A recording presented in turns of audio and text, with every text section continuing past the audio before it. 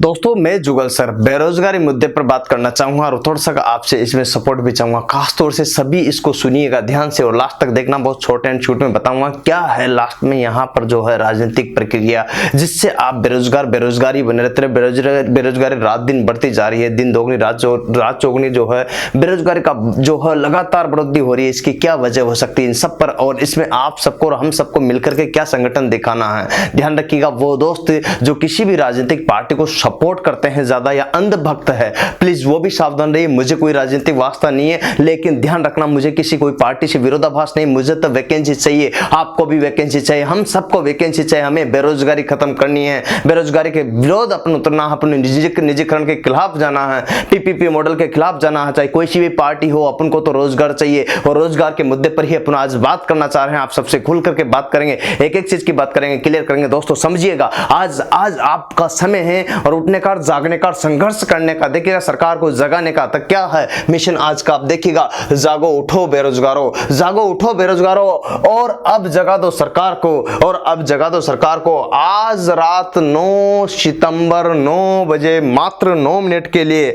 9 सितंबर 9 minute के लिए, मात्र कितने मिनट के लिए, मात्र 9 मिनट के लिए लाइट बंद कीजिए और ताली थाली बजाइए, दीपक जलाइए, टॉर्च जलाइए, लाइट बंद कीजिए, ताली थाली बजाइए। ये समय है, याद होगा। ऐसा मैं क्यों कह रहा हूं आप जानते हो? अरे 5 सितंबर को शिक्षक दिवस के दिन आप सबको पता होगा क्या किया था अपन सबने मिलकर के, एकजुटता दिखाई थी, संघर्ष दिखाया था, अपने बताया था, संगठन दिखाया था। संगठन की वजह से जब सारे देश के युवा एक हो गए थे बराबर, सबने पता है 5 बजे रात को, शाम को 5 बजे याद होगा, तो शाम को 5 बजे जब आप सबने एकजुटता दिखाई तो उसका परिणाम क्या हुआ? एनटीपीसी और ग्रुप डी का एग्जाम डेट जारी करनी पड़ी रेलवे को, याद होगा।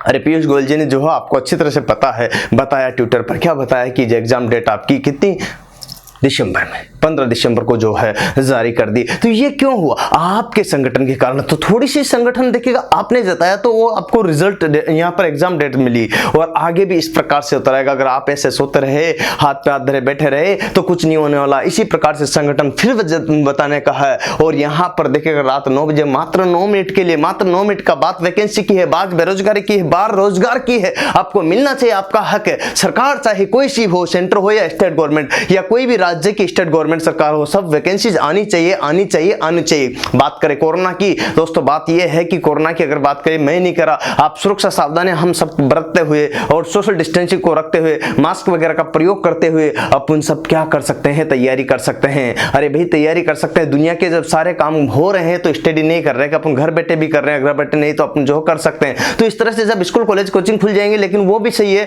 लेकिन उसके साथ साथ आप घर बैठे भी जो है एग्जाम की तैयारी तो कर ही सकते हैं। एग्जाम की जब तैयारी कर सकते हैं तो क्यों नहीं वैकेंसी निकाली जा सकती? कौन सा ऐसा काम है दुनिया का जो रुक रहा? प्रेजेंट टाइम पर ऑफिस नहीं खुल रहे, कार्यालय नहीं खुल रहे, तो क्यों नहीं वैकेंसी खुल रही है? क्यों नहीं रोजगार मिल रहे? क्यों नहीं आपको एग्जाम डेट दी जा रही है? क्यों नहीं आपको परीक्षा कराई जा रही है? क्यों नहीं एग्जाम का जो है सॉल्यूशन किया जा रहा है? और जिनका एग्जाम सिलेक्शन हो गया, फाइनल चयन हो गया, जैसे एलपी और टेक्नीशियन साल भर से ऊपर हो गया, उन दोस्तों को आज तक, उन मित्रों को आज तक ज्वाइनिंग नहीं मिल रही। क्यों नहीं मिल रही? एलपी, लोकोपाइलट और टेक्नीशियन में, रेलवे में अभी तक भी ज्वाइनिंग नहीं मिल रही। क्या कारण है? किस वजह से? जवाब दीजिए सरकार, जवाब दीजिए। बेरोजगार जवाब मांग रहे हैं, आप जवाब दीजिएगा। तो यही बंधु दोस्तों जो है आज आपको आवाज उठाओगे तो आपको रोजगार मिलेगा, रोजगार मिलेगा, सरकार को देना पड़ेगा, मजबूरी है। याद है आप एक छोटे से केस पर ध्यान दे रहे हो, याद है सुशांत सिंह का? अरे उसको रात दिन मीडिया वाले चला रहे हैं, सुशांत सिंह रिया, और कुछ नहीं दिख रहा, कुछ नहीं दिख रहा। इतने बेरोजगार चिल्ला चिल्ला के बोल रहे हैं, इतने बेरोजगार आत्महत्याएं कर रहे हैं, इतने टीचर्स आत्महत्याएं कर रहे हैं, वो किसी को भी नहीं दिख रहे मीडिया को, केवल और केवल क्या दिख रहा है? सुशांत और यहाँ पर वही दिख रहा ना।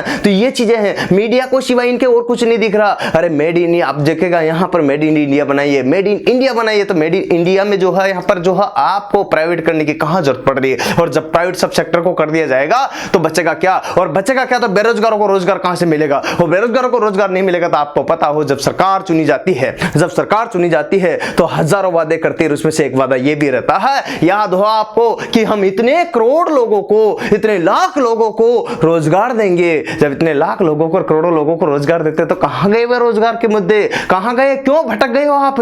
सरकार कितने साल हो गए लगातार देखते जाओ, जब भी सरकार आई है ऐसे हालात आई है कि पहले 3 साल के लिए बैन लगा दिया, 4 साल के लिए बैन लगा दिया गवर्नमेंट वैकेंसी पे, फिर उसके बाद प्राइवेटाइजेशन कर दिया, पीपीपी मॉडल लेकर के आगे एक के बाद एक। और यही नहीं, सेंटर की स्टेट गवर्नमेंट की भी यही हाल कर रही है आपके। मैं यही नहीं करा, केंद्र सरकार की, स्टेट गवर्नमेंट भी यही हाल कर रही है। आपको पता पिछले बजट में राजस्थान गवर्नमेंट में जो गहलोत सरकार ने, आपको पता हो तो क्या दिया था, यहां पर याद होगा अच्छी तरह से, क्या दिया था? वैकेंसियों का, और वैकेंसियों का दिया था, आज तक भी नहीं आई। कई वैकेंसी अभी पड़ी, काफी हजारों की संख्या में वैकेंसी अभी तक भी ओपन तक नहीं हुई है, तो बजट में देते हैं, बस लटकाए रखते हैं, साल 2 साल, साल 2 साल, और फिर अगर बाय द वे निकाल भी देते हैं तो कुछ नहीं, उनकी एग्जाम नहीं, और एग्जाम हो भी जाता तो रिजल्ट नहीं, और रिजल्ट हो भी जाता तो ज्वाइनिंग नहीं। ऐसी क्या प्रक्रिया, तारीख पे तारीख, तारीख पे तारीख, तारीख पे तारीख दी जाती है, याद है आपको? ऐसा क्यों किया जाता है? और उसमें भी कई बार तो भ्रष्टाचार हो जाता है। अरे भाई, आप सरकार हो, आप चाहे तो यूपीएससी की जब तैयारी कराते हो, आप यूपीएससी के लिए जब आपको पता है वैकेंसी बराबर टाइम टू टाइम निकलती है, आपकी क्यों नहीं निकलती?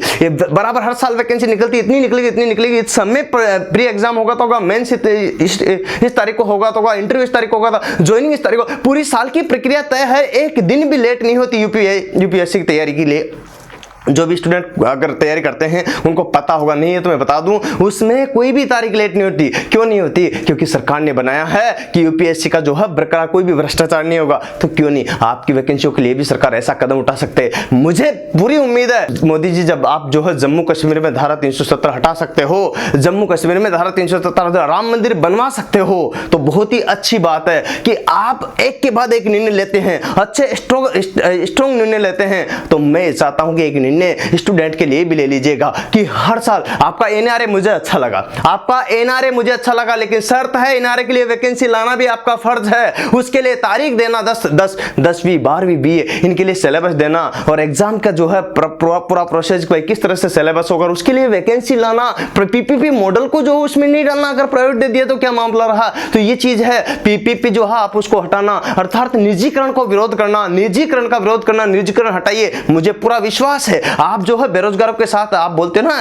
कि युवा शक्ति, वो युवा शक्ति आपसे रोजगार मांगना चाह रही है, दीजिए युवा शक्ति को रोजगार। तो दोस्तों, मेरे कहने का मात्र सिर्फ इतना सा कि संदेश है, मोदी जी मैं आपसे भी कहना चाहता हूं, आप देखिएगा यहां पर जो है बेरोजगारों के लिए इतना एक निर्णय ले लीजिएगा कि कोई भी भ्रष्टाचार करे, कोई भी भ्रष्टाचार करे वैकेंसी में 1 साल के अंदर पूरी प्रक्रिया हो, अगर नहीं हो तो उस जो भी अधिकारी है उसके साथ सख्त से सख्त कार्रवाई की जाए। इतना सा आप नियम बना दीजिएगा। और एक छोटा सा और है, अगर कोई भी उसमें लिप्त पाया जाता है भ्रष्टाचार में, जिससे पेपर आउट होता है, तो कई लोगों के सालों बर्बाद हो जाते हैं, कई स्टूडेंटों को सालों बर्बाद हो, फिर पेपर पूरा प्रोसेस होता है दोबारा। आपको पता है इस प्रोसेस से आप कुछ नहीं, 2-4 बंदे जो करते हैं, गिने चुने हैं, उनको फांसी की सजा दे दीजिए, उसके बाद दावा है, चैलेंज है, कुछ भी नहीं होगा ऐसा। पर उसके लिए सख्ती लाइए, ऐसा कदम उठाइए कि दोबारा से इस टाइप की कोई हरकत करने से पहले 50 बार सोचे। तो ये आप कर सकते हो, मुझे विश्वास है ऐसा आप कर सकते हो। पर बेरोजगारी के लिए रोजगार निकालना भी आप कर सकते हो, मुझे पता है करना पड़ेगा, और ये चीज आपको ध्यान रखना है। तो इन सभी पर आपको ये जो है बेरोजगार जो है आप सामने ये जो अपना हक मानिए, टीचर्स भी अपना हक मान, हम आपका रोल प्ले कर रहे हैं, हम आपके लिए रोल प्ले कर रहे हैं। देखिएगा टीचर कब तक आपके साथ में जो है सपोर्ट पे सपोर्ट खड़ाए रखेंगे, लेकिन आपको भी आना पड़ेगा, सामने चलना पड़ेगा, तब जाकर के मिलकर के अपने यहां पर पहुंच पाएंगे, अन्यथा नहीं पहुंच पाएंगे। तो आज समय है, आज समय है जगने का, उठने का। उठो, संघर्ष करो, क्योंकि यही समय है। लाइट बंद कीजिएगा रात 9 बजे और ताली थाली बजाइए, सरकार को जगाइएगा, यही मिशन है। दोस्तों, संगठन में शक्ति होती है, तो आप और हम मिलकर के एक संगठित हो जाएंगे ना, सरकार को अंततः बेरोजगारी पर कुछ न कुछ तो उठाना पड़ेगा। जिस तरह से एनटीपीसी का एग्जाम डेट दिया, यकीनन आपके लिए वैकेंसी भी आएगी, और वैकेंसी आएगी तो आपको रोजगार भी मिलेगा। लेकिन संगठन चाहिए, सरकार को दिखाना पड़ेगा युवा जज्बा, और आप सबको साथ आना पड़ेगा। उम्मीद है शायद मेरी बातें किसी को अच्छी लगी नहीं लगी मैं नहीं जानता, लेकिन मैं जो बात कर रहा हूं बेरोजगारी मुद्दे को, यहां राजनीतिकरण मुझे नहीं करना है। तो प्लीज ये काम छोटा कीजिएगा, और आप अपने दोस्तों को इसको ज्यादा से ज्यादा भेज दीजिएगा, क्योंकि जितना भेजोगे, शेयर करोगे, लाइक करोगे, सब्सक्राइब करोगे, उतना ही सरकार तक ये आवाज जाएगी।